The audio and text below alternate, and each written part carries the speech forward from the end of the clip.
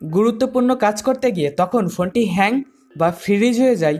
Smartphone ব্যবহারের ক্ষেত্রে এই অভিযোগ আমাদের সবারই কম বেশি আছে বললে ভুল হবে না। তাই আজকের এই ভিডিওতে আমি আপনাদের এমন 5টি টিপস দেব যেগুলো অনুসরণ করলে ফোন হ্যাং হওয়ার সমস্যা থেকে খানিকটা মুক্তি আসবে। শুধু তাই নয়, তার সাথে ফোনের প্রসেসিং স্পিডও আগের তুলনায় বাড়বে। তো চলুন শুরু করা যাক।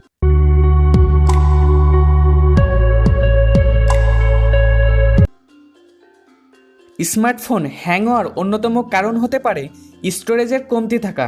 এমন পরিস্থিতিতে প্রথমেই অপ্রয়োজনীয় অ্যাপগুলো আনইনস্টল বা ডিলিট করে দেওয়া উচিত। একই সাথে যদি কিছু সময় অন্তর ফোনের ক্যাশে মেমরি পরিষ্কার করতে থাকেন, তবে হ্যাং হওয়ার সমস্যা কিছুটা কমবে। অন্যদিকে একাধিক অ্যাপ্লিকেশন একসাথে যদি ব্যাকগ্রাউন্ডে সচল থাকে, তাহলেও ফোন হ্যাং করার প্রবল সম্ভাবনা থাকে। তাই চেষ্টা করবেন সবসময় অ্যাপ ব্যাকগ্রাউন্ডে সচল না রাখতে। আর যারা এটা করতে পারেন না, তারা প্রথমে ফোনের সেটিংয়ে চলে যাবেন। সেটিং থেকে অ্যাপ অ্যান্ড নোটিফিকেশন অপশনে ক্লিক করে যেই অ্যাপ ব্যাকগ্রাউন্ড থেকে অফ করতে চান, সেই অ্যাপে ক্লিক করে মোবাইল ডাটা অ্যান্ড ওয়াইফাই এমন অপশনে ক্লিক করে এখান থেকে এটা আনেবল করে দেবেন। ব্যাস, আপনার কাজ শেষ হয়ে গেল। স্মার্টফোনের ফাইল ম্যানেজারে থাকা অপ্রয়োজনীয় ছবি, ভিডিও অথবা ফাইল থাকলে সেগুলো ডিলিট করে ফেলুন।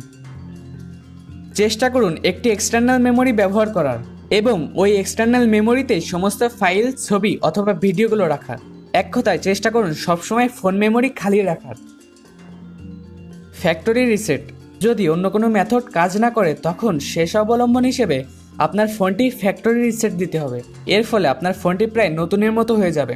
ফ্যাক্টরি রিসেট দেওয়ার সময় অবশ্যই একটা কথা মাথায় রাখবেন, ফ্যাক্টরি রিসেট দিলে ফোন মেমোরির সমস্ত ডাটা ডিলিট হয়ে যায়।